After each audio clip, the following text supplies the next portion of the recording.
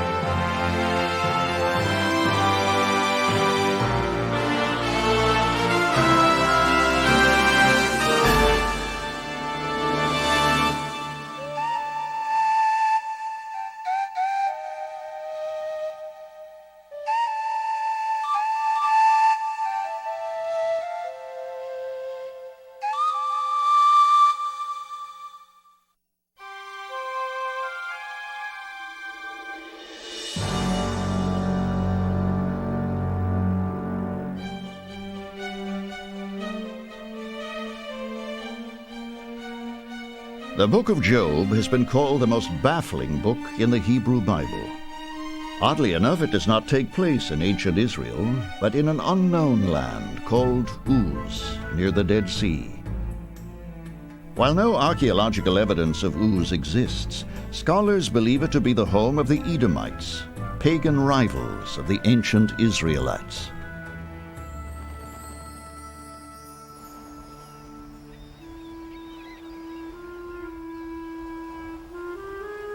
It was here, some 2,500 years ago, that a righteous leader named Job was about to become the subject of a terrible wager made between God and Satan. Satan wagers that despite Job's righteousness, he can drive him to such desperation that he will curse God. The result of this chilling contest brings unimaginable suffering upon Job. He loses all that he cherishes in his life: his children, his wife, all his possessions, and finally even his health.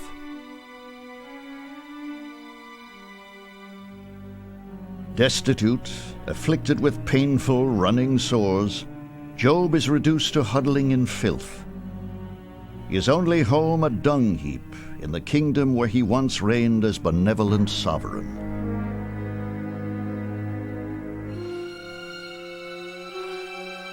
Let the day perish wherein I was born, and the night in which it was said, a male child is conceived. Let that day be darkness. Job 3:3.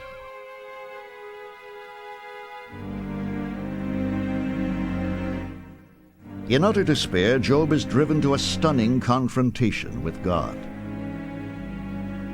Job demands that God explain the reason for his terrible suffering. When the Almighty appears to Job, the meaning of his angry words is cloaked in mystery. And yet, even after this extraordinary communication with the Almighty, Job never learns the cause of his unbearable anguish.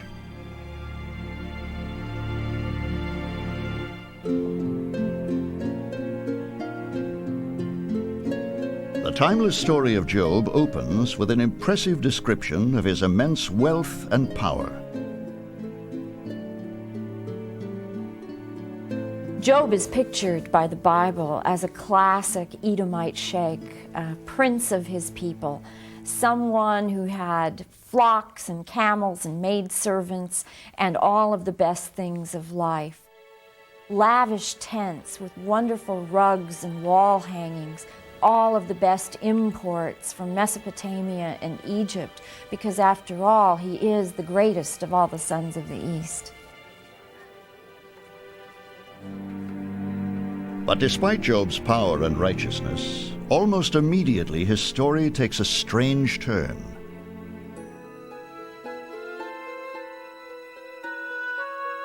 The arena moves to the heavenly realms. God is holding court, meeting with his divine council, when he receives a surprising visitor.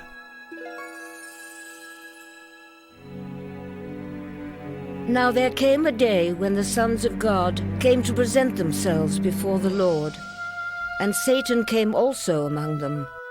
And the Lord said to Satan, "Whence have you come?" Job 1:6.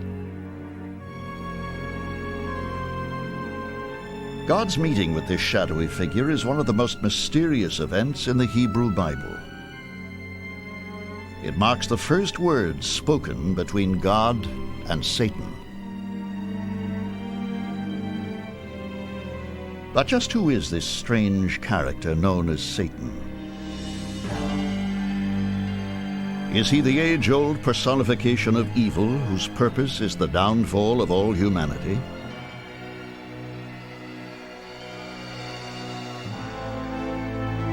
Or is the Satan depicted in the book of Job actually a trusted member of God's inner circle? I think it's important to keep in mind that this figure in the book of Job who was referred to as the Satan or the accuser is not in any sense the figure that later comes to be known as Satan or the devil, the prince of darkness. The Satan figure in the book of Job is really more of an intelligence gatherer. He's the secretive one who reports on the behavior and attitudes of human beings. Surprisingly, the earliest translations of the book of Job call Satan Ha-Satan, a Hebrew word which means the adversary or prosecuting attorney. In the book of Job, Satan is sort of Your Majesty's loyal opposition. Satan is the one who raises the questions to God that God must grapple with. And in fact, some commentators have taken this as a sort of internal dialogue that God has with God's self. The same way that human beings think, this person loves me, but maybe they only love me for what I give them. God thinks, Job seems to love me, and yet there is a little nagging voice. It is with impressive cunning that Satan makes his case before God, that Job's faith is only skin deep.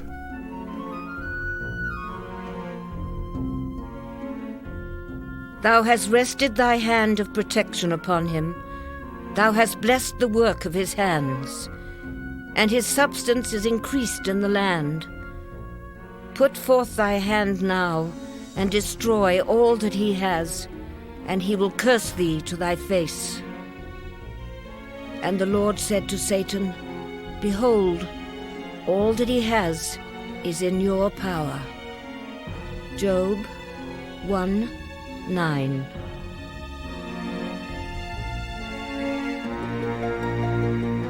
And And so, in a disturbing event unique in the Bible, God makes a wager with Satan. What God does is to give Satan an extraordinary opportunity, an unusual opportunity, something that, as far as we know from the Bible, Satan never has, and that is the opportunity to cause people physical pain and suffering.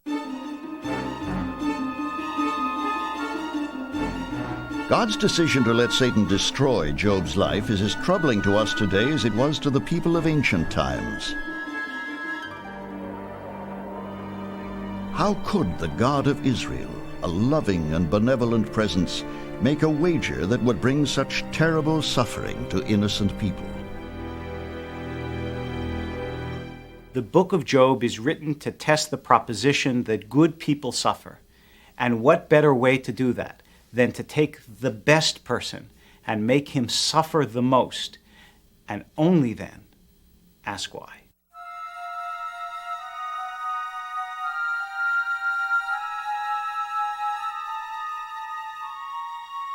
With disaster only moments away, the unsuspecting Job is at home, going about his daily task of serving food and drink to his less fortunate neighbors.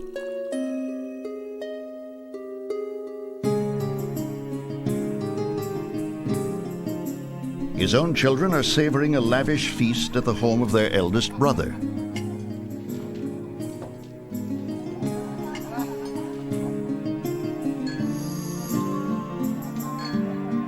Moving with frightening haste, Satan, the adversary, sets his destructive plan in motion. All that Job holds dear is about to be annihilated in a series of bizarre calamities.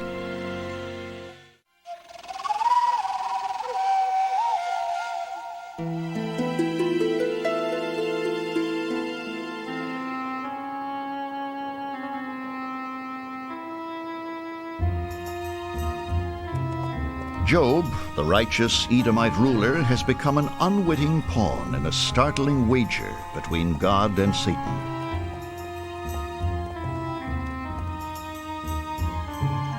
He is unaware that his world is teetering dangerously close to the brink.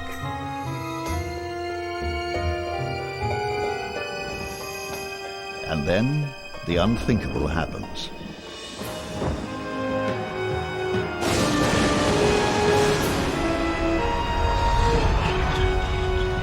The fire of God has fallen from heaven, and has burned up the sheep, and slew the servants with the edge of the sword.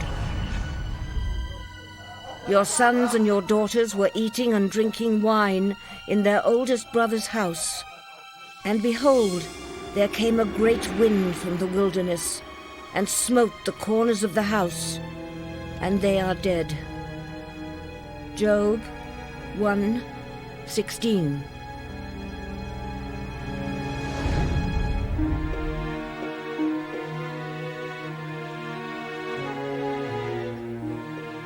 In the wake of his tragedy, Job is paralyzed with shock. The Hebrew scriptures tell us that, stricken with grief and confusion, he rips his clothes from his body in an act of mourning. But strangely, in this moment of his greatest anguish, Job does something unexpected. Instead of cursing God for afflicting him with these catastrophes, he falls to his knees and worships God instead.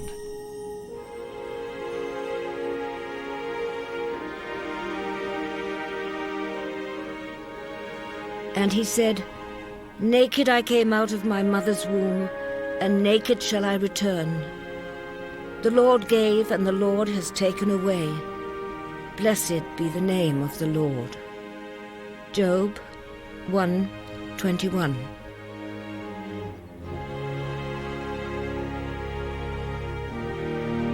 But why would Job, an innocent man who has lost everything that gives meaning to his life, honor God instead of cursing him?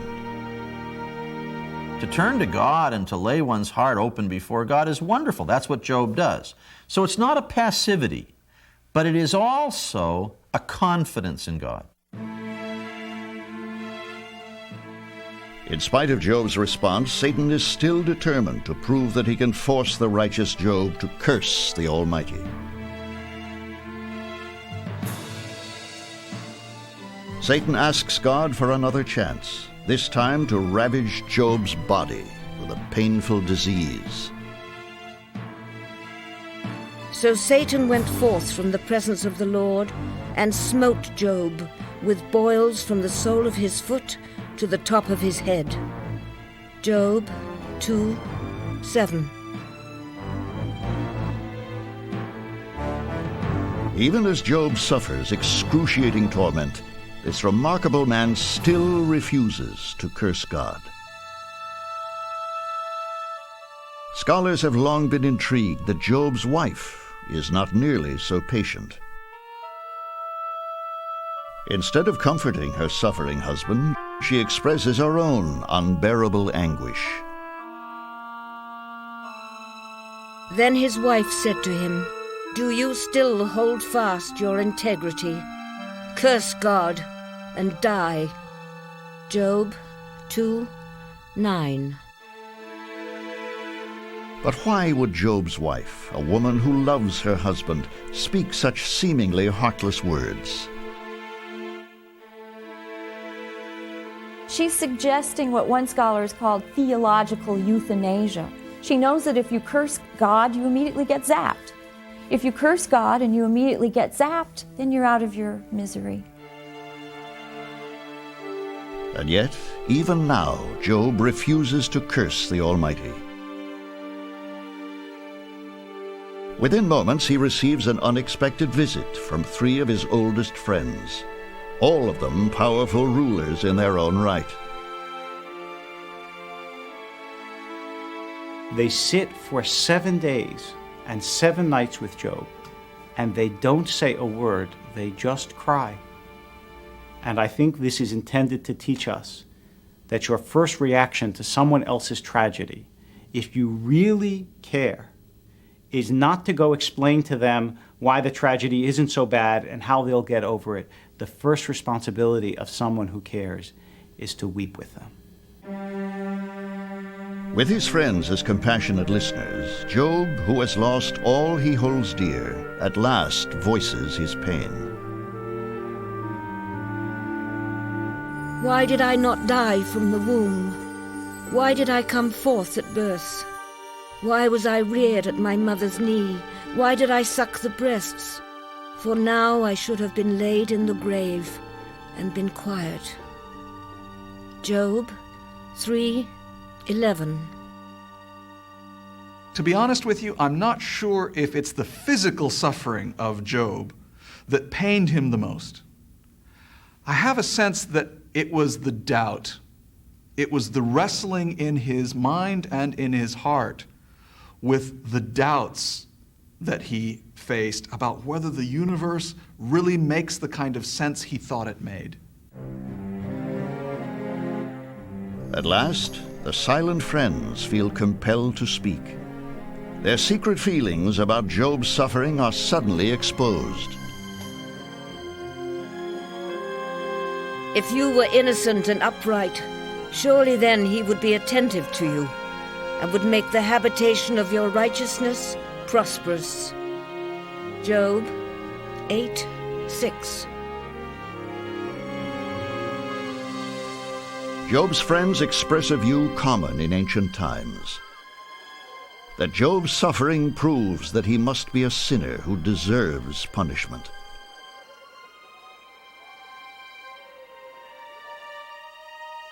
But Job's response to them is startling, perhaps even blasphemous. He insists that God has somehow made a mistake, that he, Job, has never sinned. My face is troubled with weeping, and on my eyelids is the shadow of death. But not for any iniquity in my hands. My prayer also is pure.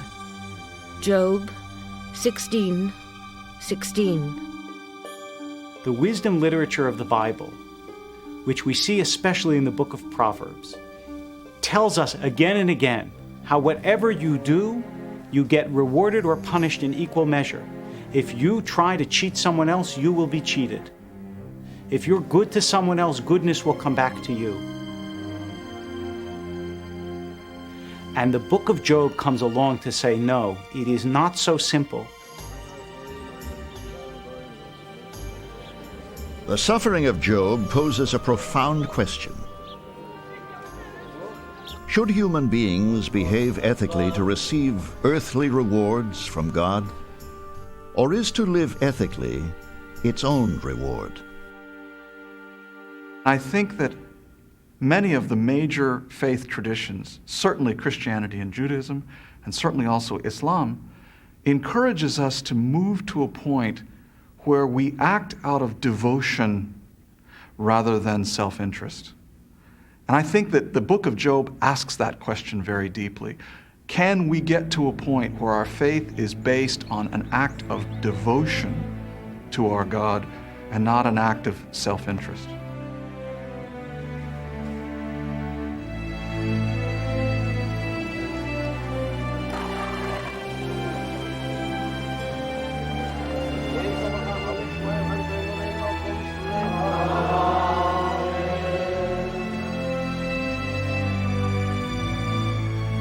In the face of all that he has endured, Job finally decides that he has suffered enough.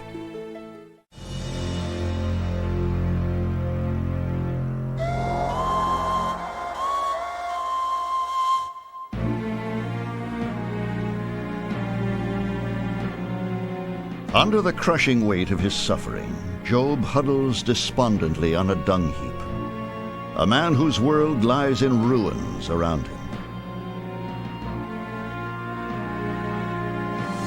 Now, when others might simply yield to despair, he decides on a bold course of action. Job dares to confront God himself.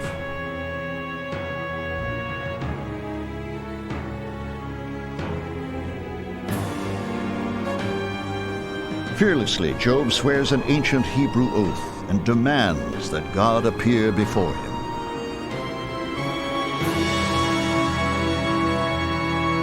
Job challenges God, saying, "You are holding me accountable as a bad person, as a sinner. Bring your proof. I swear that I am innocent.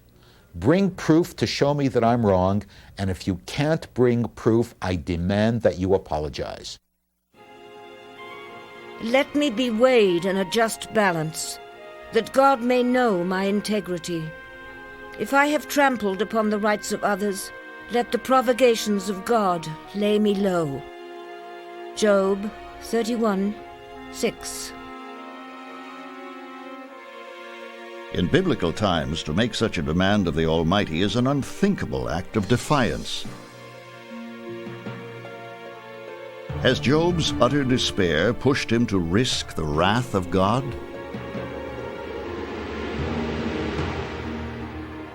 In a spellbinding moment, Job will experience what few other mortals have: direct communication with the Almighty.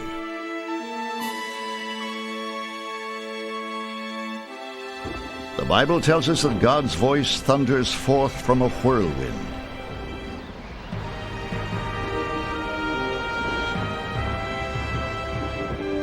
Who is this who gives counsel by words without knowledge? Gird up your loins now like a valiant man, for I will question you, and you will answer me.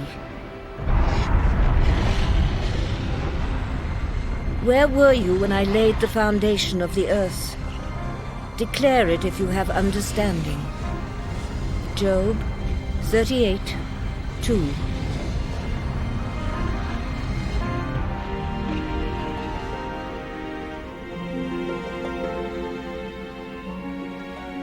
Job is awestruck in the presence of God. Even though the Almighty does not offer him the explanation he so urgently demands. Instead, God cloaks his response in some of the most poetic, most enigmatic language ever to appear in a religious text.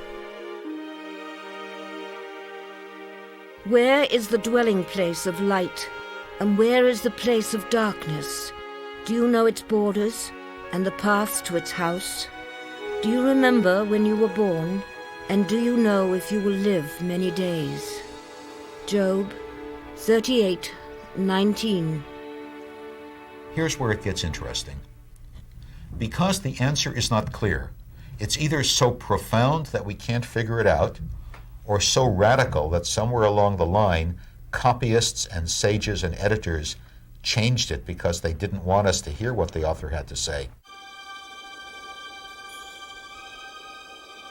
Out of whose womb did the dew and ice come forth? And who begot the hoary frost of heaven? The waters are hardened like stone, and the face of the deep is frozen. Job 38:29.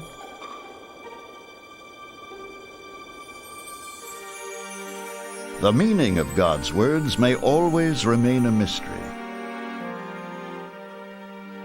Scholars believe this part of the story was crafted by an unknown author in about 400 before the Common Era, a person many experts call the Shakespeare of the Bible. Inexplicably, this writer's work is found nowhere else in the Scriptures. This is one of the greatest writers of civilization, yet we don't know his name. We don't know where he lived.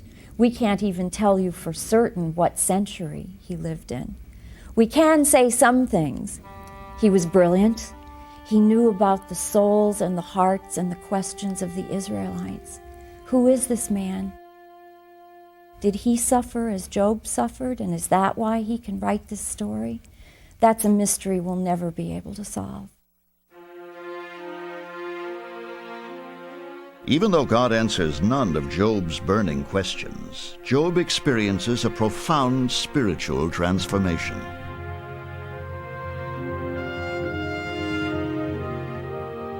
Who am I to think that I can give counsel without knowledge?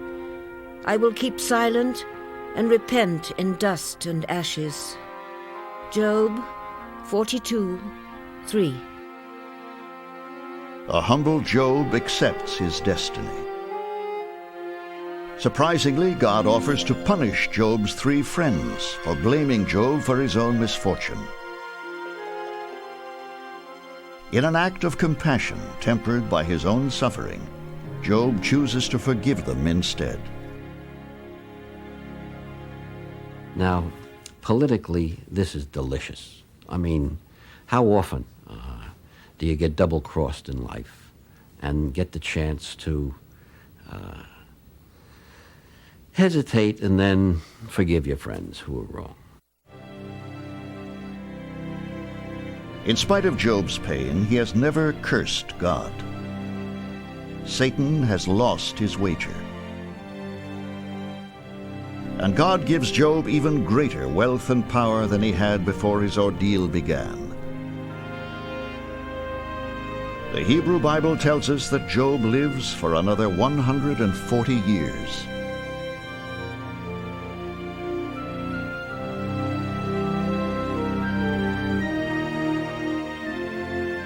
So Job died, being old and contented and full of days.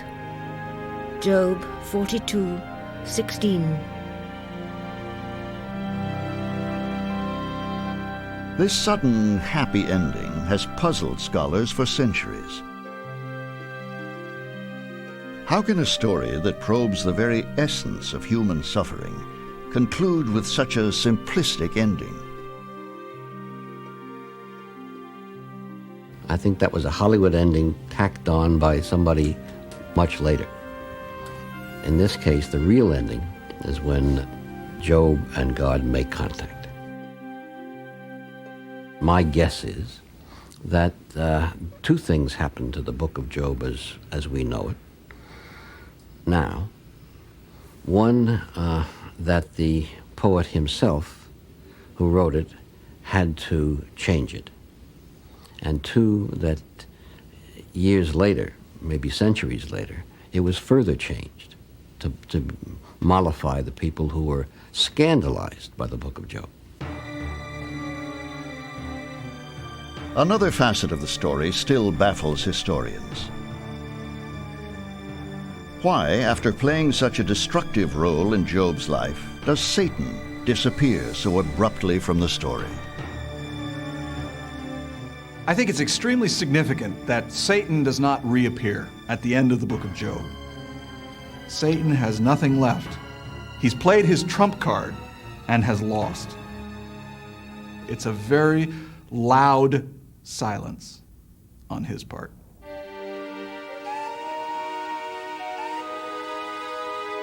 Beyond the extraordinary content of the Job story lies the mystery of its creation. Are portions of this book older than the Bible itself? Is Job a fictional character, or did he actually live?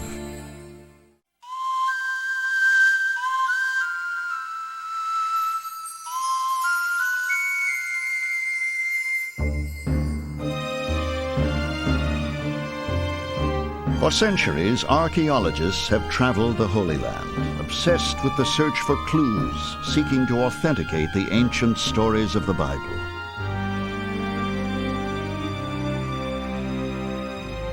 And yet to this day, there is no hard evidence to prove that the Job of the Bible ever lived. Where did Job's story, with its universal questions about human suffering, originate? Did an unknown author report events in the life of a wealthy, righteous sufferer who really did exist? Or was Job a fictional character created as part of an ancient folk tale to teach the value of patience? There's no inscription that says Job lived here. But there are all kinds of details in the book of Job that actually point to the fact that he's historical. These include the fact that his wealth is measured in cattle and slaves. That's a style of the book of Genesis and of that time. There's the way that Job offers his own sacrifices, which is characteristic of the period prior to the time the Israelites are in the Promised Land. You're dealing with an archetype, a man who's so impossibly good that he can't be based on a real figure. But that's not the point. Even if the person described in the book of Job never really existed, there are no shortage of Jobs. Scholars may never solve the riddle of Job's existence, but many believe that the origins of his story may be found in a far more distant past than ever imagined.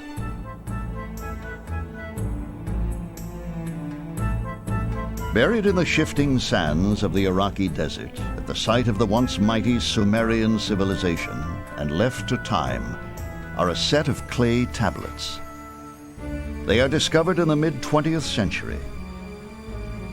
Archaeologists believe these tablets to be crafted at least 3,500 years ago, 1,000 years before the book of Job was written. Etched on these crumbling shards are markings that offer a startling revelation. A Sumerian folk tale that appears to be the first written description of human suffering. Was this story the inspiration for the book of Job? The despair expressed by its ancient Sumerian author is strikingly similar to Job's lament in the Hebrew Bible.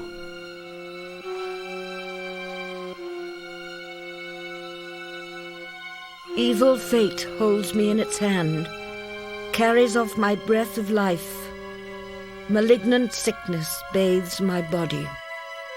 Ancient Sumerian poem.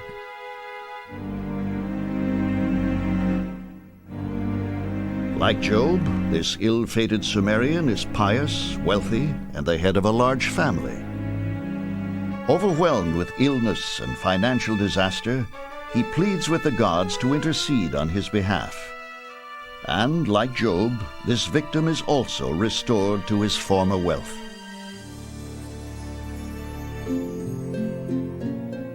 He turned the man's suffering into joy. set by him the kindly genii as a watch and guardian, gave him angels with gracious mien. Ancient Sumerian poem. The Sumerians were not the only ancient people seeking to probe the meaning of human suffering. Other civilizations at the time of the Hebrews were also haunted by the same questions.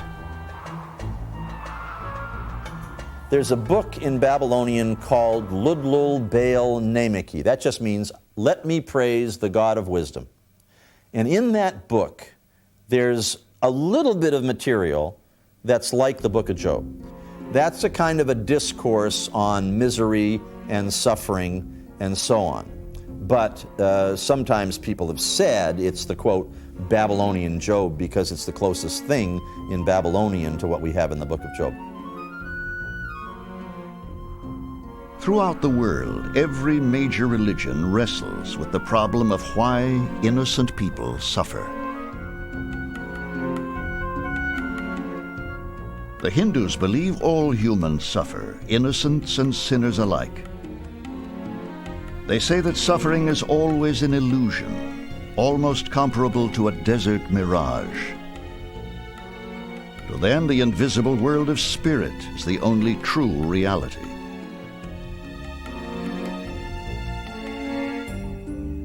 Buddha taught a similar philosophy, that suffering is caused by clinging to material objects, possessions, other people, events. Suffering and sorrow can be relieved by learning to give up this attachment, by living fully in each moment as it arises. In the Islamic religion, suffering is seen as a test by God to reveal worthiness. Anyone can be tested, even an innocent and righteous man like Job.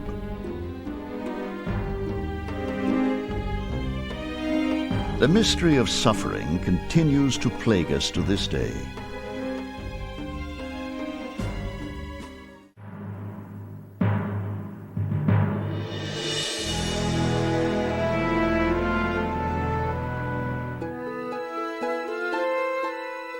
In the 2,500 years since the book of Job was written, countless sufferers have found a special kinship with the man who dared to lash out at God.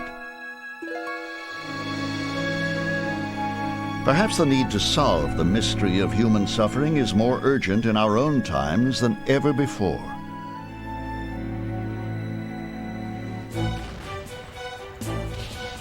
The mid-19th century was America's darkest hour as the nation threatened to tear itself apart in civil war.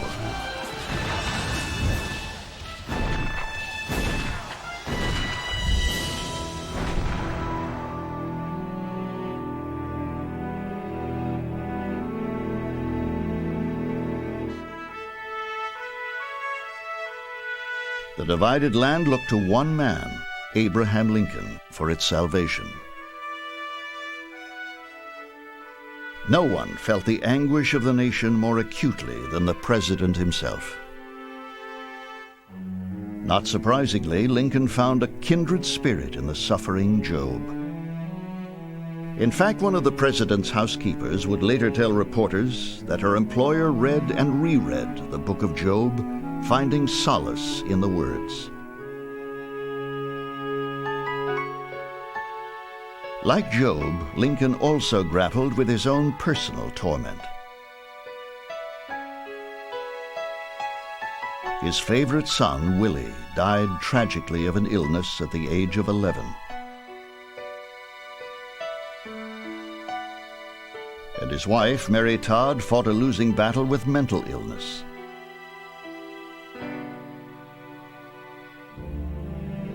Through it all, like Job, Abraham Lincoln continued to demand to know why.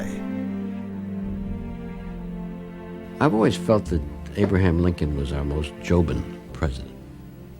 And I don't use Jobin to mean patient. I mean Jobin to mean questioning and challenging.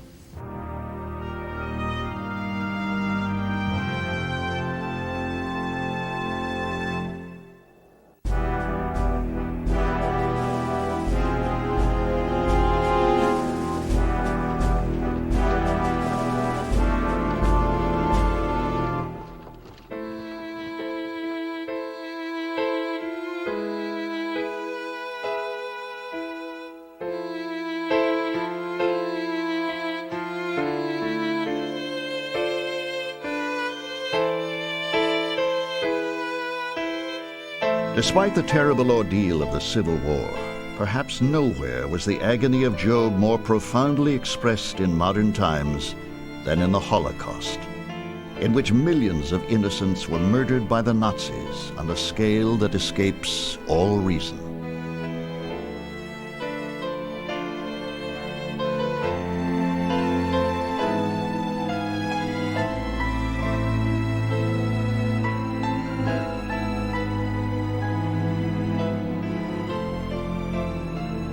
Perhaps the tragic irony of this dark time is that the Jewish people, whose holy book probes the question of undeserved suffering, became the modern embodiment of Job's anguish. The question which haunts each survivor is the question which haunted Job himself. How can a loving God have allowed this horror to take place?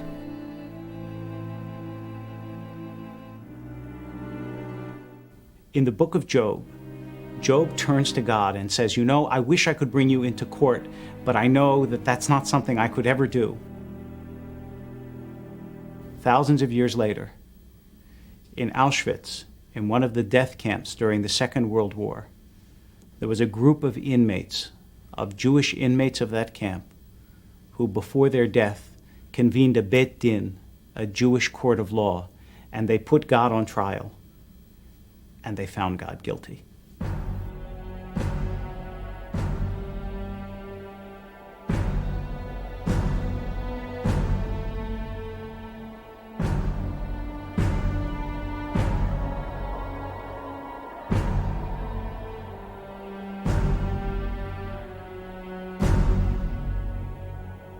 Ours is the century of the Holocaust. Ours is the century of Cambodia and Bosnia and Rwanda and all sorts of terrible crimes.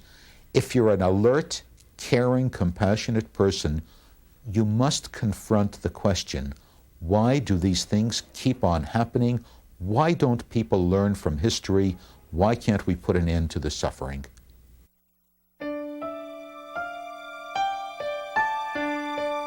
Why are innocent people forced to suffer?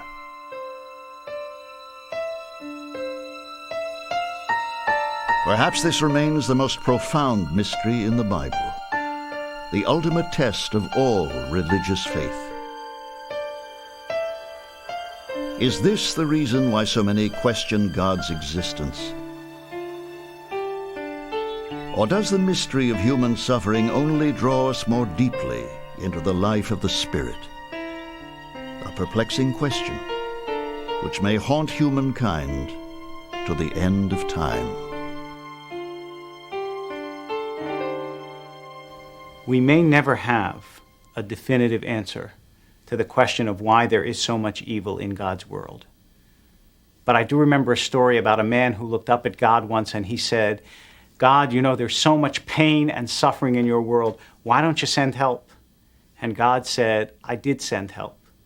I sent you.